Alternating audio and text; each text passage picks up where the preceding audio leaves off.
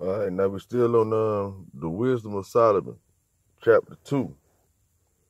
And it say, for the ungodly, this is where the problem come in at. It says, for the ungodly said, reasoning with themselves, but not aright. Our life is short and tedious, and in the death of man there is no remedy. Neither was there any man known to have returned from the grave. Now, you remember people were saying that God didn't create death, like he ain't, he don't mean for you to die or whatever. You know what I mean? That you believe in God, you're gonna live forever because righteousness is immortal. Righteousness don't die. Immortal. When you are immortal, you don't die. That means to live forever. But the ungodly, the ones who remain ungodly, they didn't believe that. Some of the ungodly, they did believe it, and then they transitioned and they became immortal too through righteousness. But then you had some ungodly people that remain ungodly, and they reason with themselves, saying that everybody dies basically. You know what I mean? Like you gonna die. They didn't understand the concept that your spirit lives on. They just figured that, hey, we die, so we're gonna continue to sin while we have fun, enjoy it while we can. You know what I mean? Because we're gonna die anyway. All right. So it says, for the ungodly said, reasoning with themselves, but not aright. Our life is short and tedious, and in the death of a man there is no remedy. Neither was there any man known to have returned from the grave. For we are born all at all adventure. That means, we just born free to just go through this life however we please. You know what I mean? It's just like a big adventure. And they say, and we shall. I had to laugh. Oh man, that was funny. It say, for we are born at all adventure, and we shall be hereafter, as though we had never been. For they just like, okay, then once you die, it's just all over. Just okay, it's no big deal, right? It say, for the breath in our nostrils is as smoke, and a little spark in the moving of our heart, which being extinguished, our body shall be turned into ashes, and our spirit shall vanish as the soft air.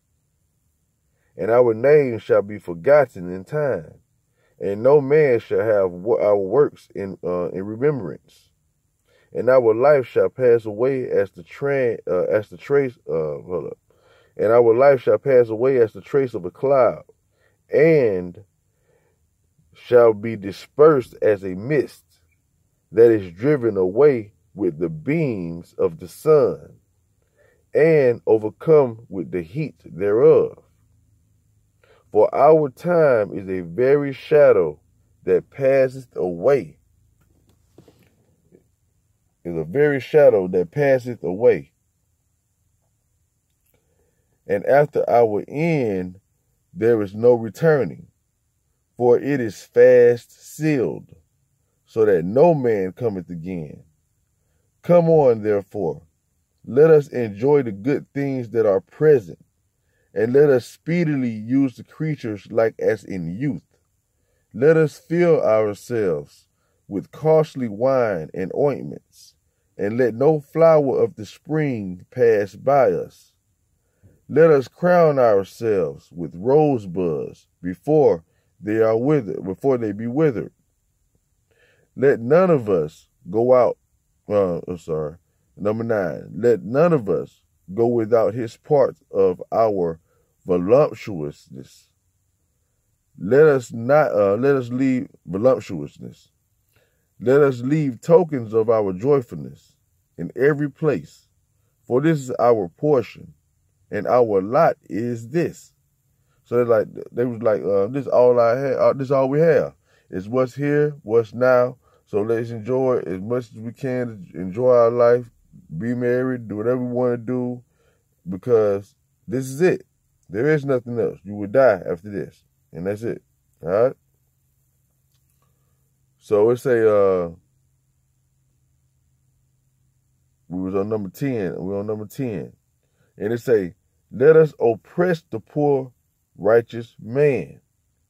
Let us not spare the widow, nor reverence the ancient gray hairs of the aged.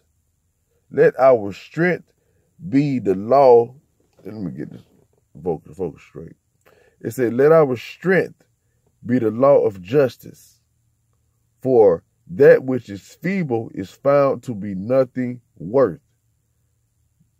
Therefore, let us lie in wait for the righteous, because he is not for our turn. It's like he's not like us. You know what I mean? The righteous is not like us, so let's lay in wait. Let's treat them. Let's treat them bad. And it say he is clean, contrary to our doings. And it say perfect. It just say clean compared to them. They know they were super wicked, and compared to them, he was squeaky clean.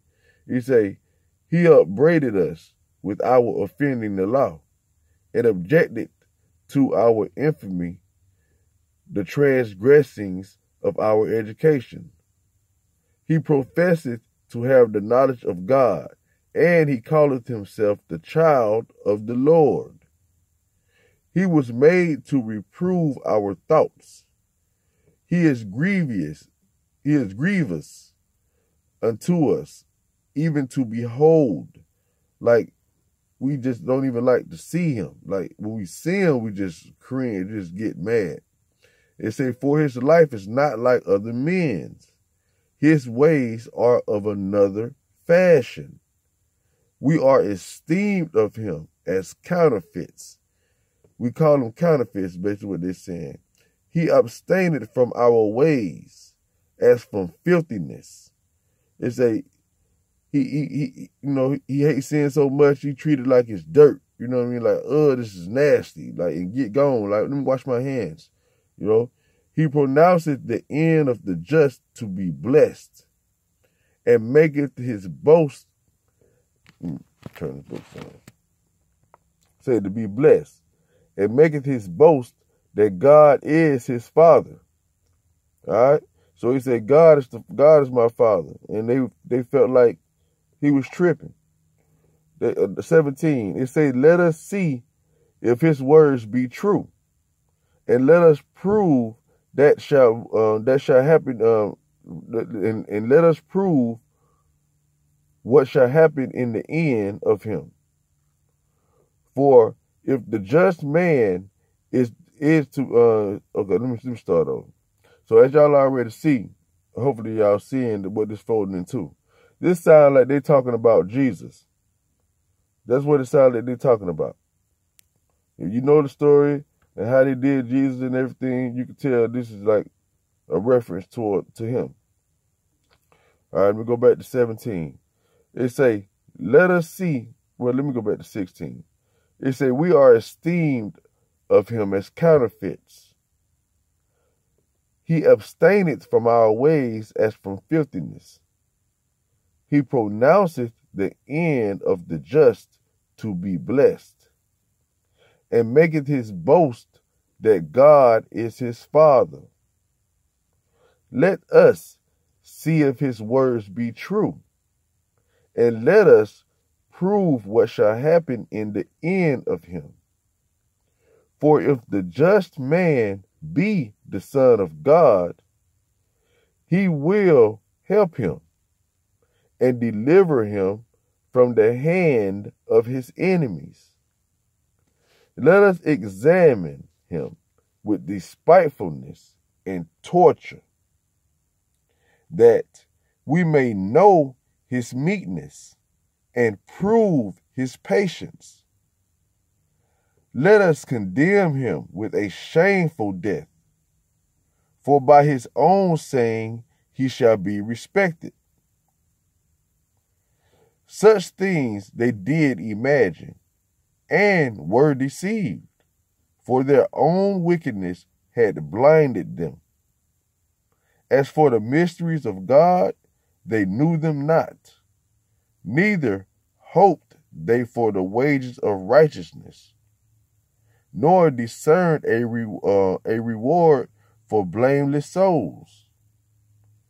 So they say They didn't even listen. They said, as for thyself, as the mysteries of God, they knew them not, right? They didn't know God.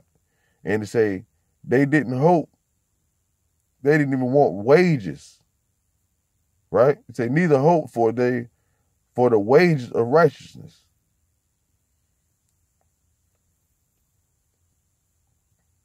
It say nor discern a reward for blameless souls. You know, basically saying like, okay, to kind of explain it. I mean, I know what it's saying, but being able to explain it's different.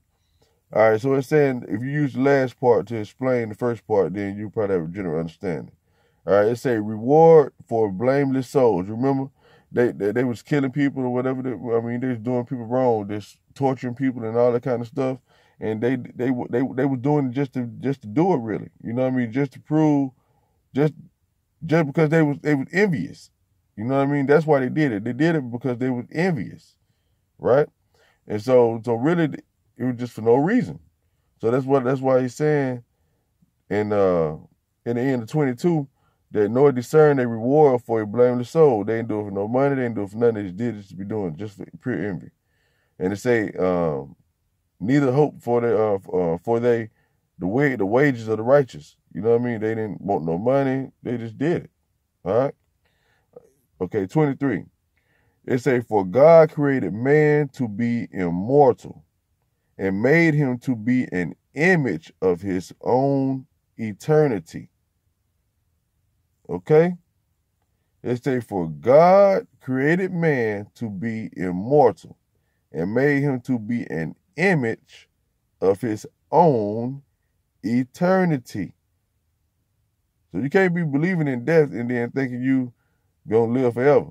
No, people don't die. You live forever. You don't die if you believe in God. You don't die if you have righteousness. You don't die if you have wisdom. You don't die. Okay? 24. Nevertheless, through envy of the devil came death into the world, and they that do hold of his side do find it. All right, so it's telling you, man, that envy, the devil is envious. When you envy another person, that's when you on his side.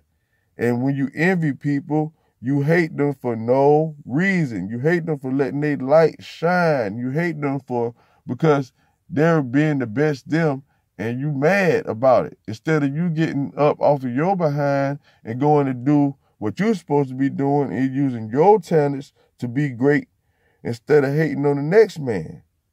That's the problem. It's the hate, the enviousness of people that think I got to get it while I can right now because when I die, that's it. For the ones who believe in that. All right? Now, I'm going to read part 3.